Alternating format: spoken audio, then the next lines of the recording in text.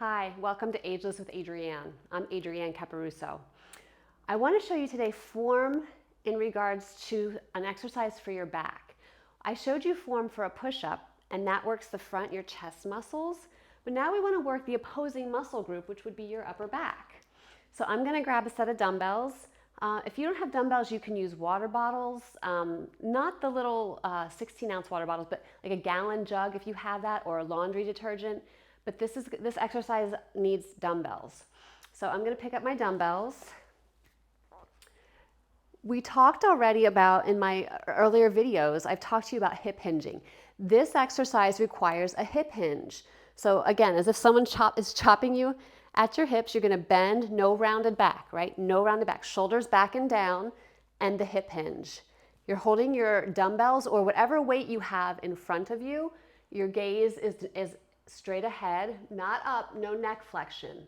So make sure that you're not looking up. Make sure that it's just the direction. You have spinal alignment is what we're looking for, and your gaze is a few feet in front of you.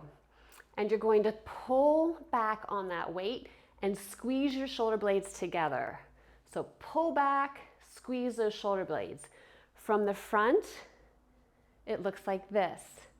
Hip hinge, pull back. So you can see where my elbows are going. They're going behind my midline. And you can also see from the rear, me squeeze my shoulder blades together. So here, and squeeze, squeeze.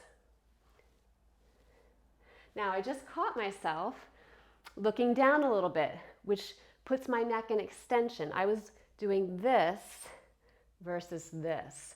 So just make sure that neck is in good alignment and that you're squeezing those shoulder blades and your back, no rounding of the back, right? This is not, you can't even squeeze your shoulder blades when your back is rounded. You have to be in that hip hinge with the flat back and then squeeze. And you want to make sure your back muscles, that's like your trapezius muscles going into your lats. They're large. So I only had 5-pound dumbbells here because that's what I had here.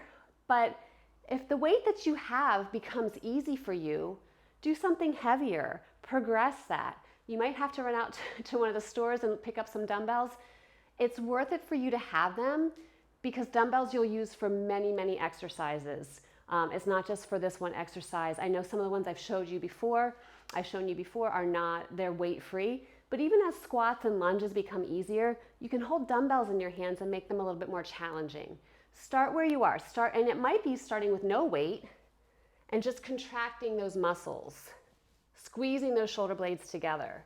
That might be where you start, and that's fine.